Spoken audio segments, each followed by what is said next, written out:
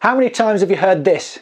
You're getting close to retirement, you've got to de-risk and reduce your equity exposure. There are fund strategies specifically designed to do this in an automated way, progressively switching you out of equities into bonds every year from sometimes 10 years before your retirement date. The aim, of course, is to protect what you've built up and ensure that there are no sudden falls in value just before you retire. Well, I'm here to tell you today that I hate that strategy.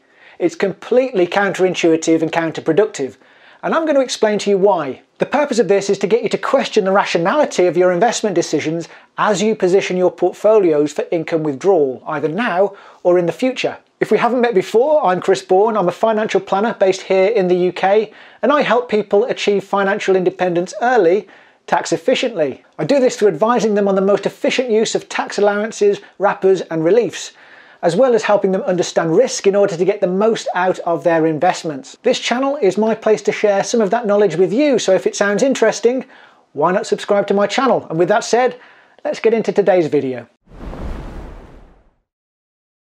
We all know the accepted logic. Reduce your equity holdings before you start taking retirement income in order to reduce your risk. But does it reduce risk? Or does it actually increase it? Vanguard's capital markets model tells us that the median expected return from global equities over the next 10 years is around 6% a year. The median expected return from bonds is around 1%. But conventional wisdom is that you should be switching your holdings into that low growth environment in readiness to take an income. So you tell me, if you're targeting an annual withdrawal of 4% of your investment's value, which asset class provides the highest risk of an inferior result? The one that's forecasting a 6% return, or the one that's forecasting a 1% return? Does it not sound counterintuitive to increase your allocation to the asset that practically guarantees capital erosion? I know it's not entirely that straightforward, because those forecasts are average returns, of course. It won't be 1% a year or 6% every year.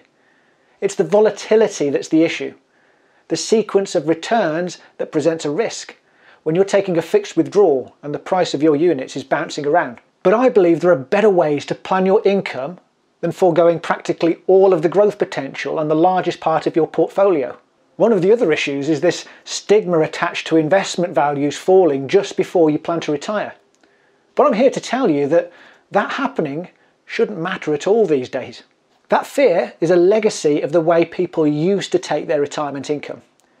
And I genuinely don't think that a lot of product providers and financial journalists have caught on yet. In the days when most people purchased an annuity for retirement, your fund crashing just before you retired was a disaster. That's because buying an annuity involved picking up your pension pot and handing it to an insurer who'd pay you a guaranteed income for the rest of your life based on the value of that pot. The value on the day of purchase was the basis of your income for the rest of your days. So you could not risk the value falling sharply just before you retired. The thing is, these days, hardly anyone buys an annuity. Since the introduction of pension freedoms, and also because people spread their wealth across more tax wrappers such as ISAs these days, the value of your overall pot on the day you decide to retire matters far less. And that's because people tend to remain investors into retirement. So as long as you've ring-fenced your initial retirement income, for the first couple of years, let's say, in a safe environment, you'll still have time for those investments to recover. We know enough about historical investment performance to know that crashes lead to recoveries. So all we need to be sure of is that we're planning for phases of retirement, taking account not just of volatility, but of return probability as well, ensuring there's a strategy and contingencies in place.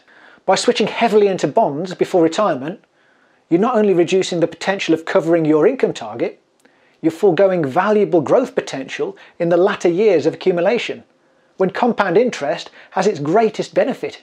Like I said, counterintuitive and counterproductive. So what can be done to increase the probability of higher returns while still minimizing risk? Well, you've heard the old saying, cash is king. I firmly believe that cash management is one of the most critical elements of retirement planning. Whilst I do think that it makes sense to still hold a high proportion of assets actually capable of producing reasonable returns for you in retirement, i.e. equities, I don't think it's sensible to just leave the security of your income to chance. You can't just aim to sell the equities in your portfolio every month to generate income and hope for the best. Hope that prices don't fluctuate too much. I believe that withdrawals need to be taken from a cash position within your portfolio as much as possible to avoid that sequence of returns risk. Because what you want to avoid is selling units within your investment portfolio when prices have fallen. To give you an example of why, imagine you need to withdraw £1,000 a month as income from your plan. If the unit price is £1, you need to sell 1,000 units to generate that. But let's say the following month there's been a crash and your unit price is now 50p. You now need to sell 2,000 units to generate the same withdrawal. We know, of course, that unit prices will bounce back and recover, but the problem is you've now got less units to bounce back with. That's what's meant by sequence of returns risk. It's the opposite of pound cost averaging.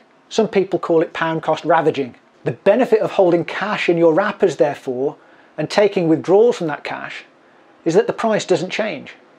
The withdrawals are coming from a completely stable position, and the invested units are being left alone. That means that it doesn't matter as much if unit prices suddenly fall, because you're not touching those units. What you're able to do with different wrappers, such as ISAs and SIPs on a platform, certainly an advisory platform, is hold a cash account in each wrapper.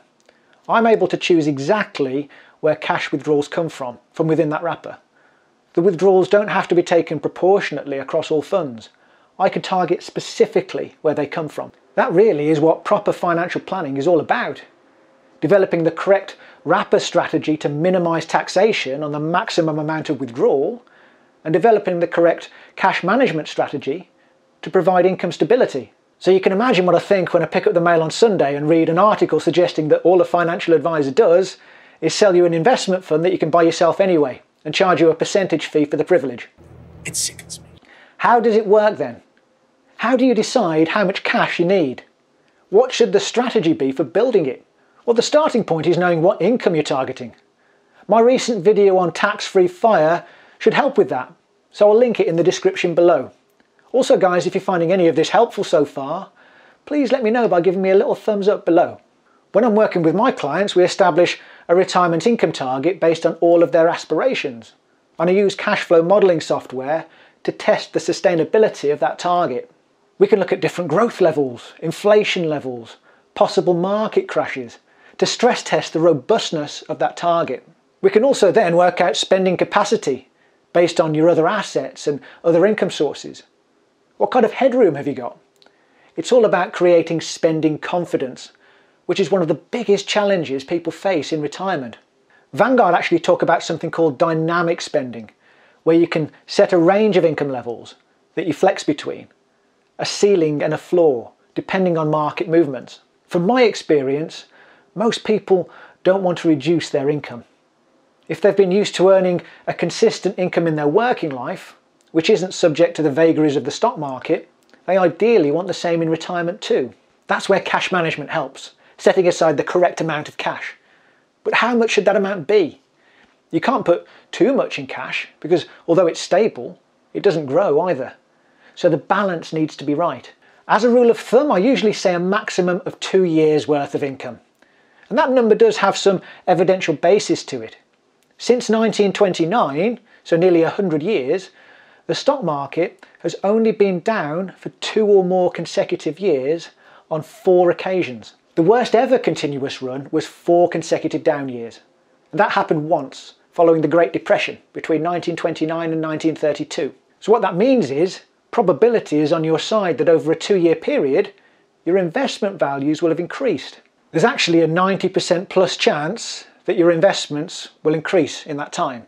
It's not guaranteed, but the odds are in your favour. What you can do, therefore, is draw from the cash within your plan, and if investment values do increase, you can essentially bank some of that growth to keep that cash pot topped up and maintained. Now, I usually take account of inflation, ensuring that an inflationary increase as a minimum is still left within the investment pot, so it maintains its spending power.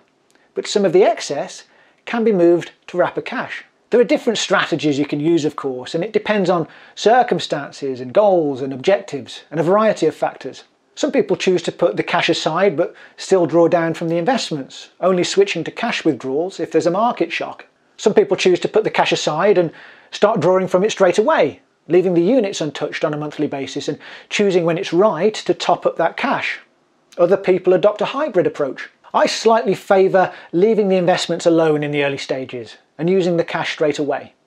There'd be a strategy in place for what we'd do if there wasn't an opportunity to top up that cash in the first couple of years, and that backup plan would have been tested by the cash flow model, by comparing different scenarios. They might include introducing some investment withdrawals alongside the cash withdrawals to make that cash part last a little longer, while at least reducing the sequence of returns impact, or setting a lower withdrawal figure for a period of time.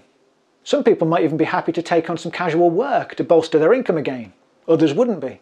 It really depends on the individual. The important thing is, though, putting the contingency plan, which could be a combination of measures, in place while acting from a logical, calm state of mind, rather than it being a panicked knee-jerk reaction. In terms of actually building cash within your portfolio, once again, there are numerous ways you can do that. One is to sell the investments when you're about to commence or shortly before commencing income. Another is to build it up out of contributions over a period of time before income commencement. As usual, there are advantages and disadvantages to both. Waiting until income commencement date runs the risk that it's not an opportune time to sell down a large chunk of investments based on current values. Building the cash up over time removes some of the growth potential and pound cost averaging benefits of investing that money instead. Don't forget, though, that with pension contributions in particular, even if they're just being paid into wrapper cash, you're still probably getting tax relief on them. If tax relief at source is being applied, you'll be getting a guaranteed 25% growth on every contribution you make anyway. So this definitely offsets some of the disadvantages of just going into cash. Like I've said before though, plan ahead. Take positive action. And the best time to start is always yesterday. But because yesterday's gone, the next best time is today.